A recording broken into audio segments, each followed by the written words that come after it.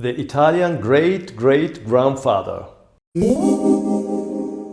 How many times have I assisted American, Argentinian and Brazilian clients in process of obtaining Italian citizenship? Recently I received another request, which I responded to taking into account the latest developments. The acquisition of Italian citizenship is historically based on the principle of iure sanguines, or descent from an Italian ancestor, as established by the law number 91 of 1992. This right, which allows for recognition of citizenship status regardless of place of birth, has generated a large number of potential applicants among the descendants of approximately 27 million Italian immigrants worldwide.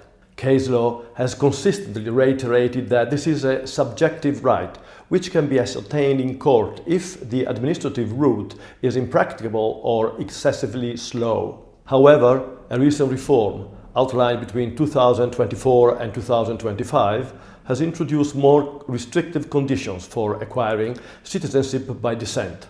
The legislation set a deadline, 27 March 2025, for submission of application under the previous, more favorable regime and introduced new requirements that limit the transmission of status beyond certain degrees of kinship, such as second degree, or linked to periods of residence in Italy by the parent. This change triggered a predictable race against time to submit applications. To cope with the resulting wave of requests, the law passed on 14 January 2025 centralized the management of applications at an office of the Ministry of Foreign Affairs.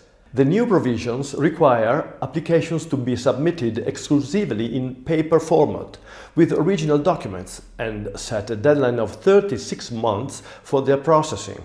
In a sense, to obtain Italian citizenship today, you must have an Italian grandfather or grandmother, and no longer more distant ancestors, as was previously the case.